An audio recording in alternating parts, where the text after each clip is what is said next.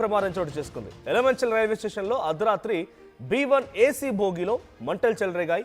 ఈ ప్రమాద సమయంలో 2 బోగీలు పూర్తిగా కూడా కాలిపోయినట్టు తెలుస్తోంది. సో 2 బోగీల్లో 150 మంది ప్యాసింజర్లు కూడా ఉన్నారట. ఒకరు సజీవ దహనం అవ్వగా సో మిగిలిన వారంతా కూడా అక్కడ నుంచి కొంత తప్పించుకునే ప్రయత్నం చేశారు. చిన్న చిన్న గాయాలు కూడా అయ్యాయి. సో ప్రజెంట్ మృతుల సంఖ్య 1గా నిర్ధారించారు అధికారులు. ఇక వయస్సులో పెద్ద ఆయన కావడంతో ట్రైన్ నుంచి బయటికి రాలేకనే ఆయన మరణించారు లోపల తెలుస్తోంది. సో మృతుడు విజయవాడకు చెందినటువంటి చంద్రశేఖర్ గుర్తించారు. 4 ఫైర్ ఇంజన్లు అక్కడికి చేరుకొని మంటలు నార్పారు. సో రైల్వే స్టేషన్లో ఒక్కసారిగా హడావిడి వాతావరణం నెలకొంది, హైటెన్షన్ నెలకొంది. ఎర్నాకుళం ఎక్స్ప్రెస్ సంబంధించినటువంటి రైలు కూడా ఆ స్టేషన్లో నిలిచిపోయింది. వైజాగ్ నుంచి విజయవాడ వెళ్ళేటువంటి పలు రైలు మొత్తం కూడా ఆలస్యమైపోయాయి. So Tata Nagar to Ernakulam express train number 18189 so తెల్లవారుజామున 1:30 సమయంలో ఈ మంటలు చెల్లినట్టు తెలుస్తోంది. సో అనకాపల్లి నుండి ఎలమంచలి మధ్యలో ఈ ఘటన చోటు చేసుకుని ఎగ్జాక్ట్గా ఎలమంచలి రైల్వే స్టేషన్ దగ్గర ఆ విజువల్ చూస్తున్నాం. రైల్వే స్టేషన్లోనే ఆ బోగిలో నుంచి ఎటువంటి మంటలు చెలరేగుతున్నాయో మన విజువల్స్లో చూస్తే అర్థమవుతుంది. అంటే అట్ సేమ్ టైం ఇందులో ప్రమాదానికి గల ప్రధాన కారణాన్ని ఇంకా గుర్తించాల్సింది. అట్ సేమ్ టైం ఈ మంటలు ఇంతగా వ్యాపించడానికి ప్రధాన కారణం అక్కడ దుప్పట్లు, చెద్దర్లు ఇతరత్ర లోపల ఈజీగా అంటుకొని ఇంకా మంటల్ని చెలరేగేటువంటి స్వభావం కలిగి ఉన్నాయి. సో సీట్స్ ఉన్నాయి, సీట్స్ లెదర్ సీట్స్ ఉన్నాయి. సో ఇవన్నీ కూడా కొంత ఇప్పుడు ఈ సంఘటనలో కంప్లీట్గా వాష్ అవుట్ అయిపోయాయి. ద ప్రైమరీ ఎంగల్ఫ్డ్ అంటే ఇక్కడ ఈ ప్రమాదానికి సంబంధించి ఈ అగ్ని ప్రమాదంలో అసలు ఎటువంటి కారణంగా ఉందని ఇంకా తెలియాల్సి ఉంది. 2 AC కోచ్లు B1 and M2. So some reports also mention B2 అంటే B2 కూడా కొంత ఈ యొక్క అగ్ని ప్రమాదంలో కాలిపోయినట్టు తెలుస్తోంది. సో ఇవన్నీ కూడా ప్యాంట్రీకి దగ్గరగా ఉంటాయి. అంటే బేసిక్గా ఫుడ్ సప్లై చేస్తుంటారు చూసారు ట్రైన్లో కూడా. సో అటువంటి విధంగానే అక్కడ ప్యాంట్రీ, అక్కడ కుకింగ్ ఏరియాకి సంబంధించినటువంటి ఒక కంపార్ట్మెంట్కి దగ్గరగా ఉన్నటువంటి ప్రాంతాలంట.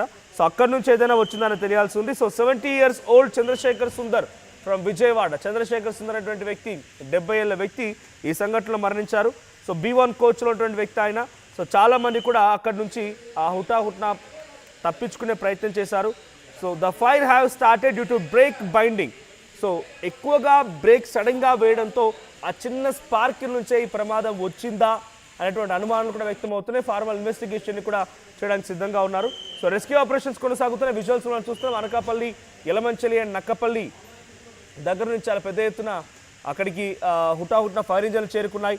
విశాఖపట్నం నుంచి విజయవాడ వెళ్ళేటువంటి రూట్లో ఆ రైలు మార్గాలు మొత్తం కూడా క్లోజ్ అయిపోయాయి. ఎక్కడికక్కడ రైలు నిలిపివేశారు.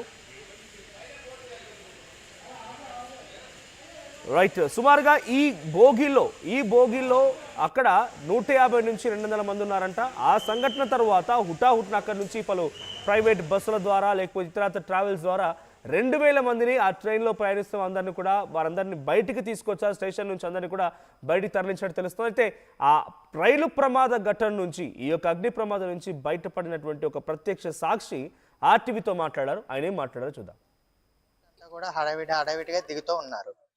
ఏమైందా ఏంటని చూసేటప్పటికి కంపార్ట్మెంట్ అంతా కూడా స్మోక్ తో ఫిల్ అయిపోయింది. ఇంకా అందరూ హడావిడిగా మొత్తం దిగుతూ ఉన్నారు. సో M2 B1 బోగీలు మొత్తం ఫైర్ తో నిండిపోయినది.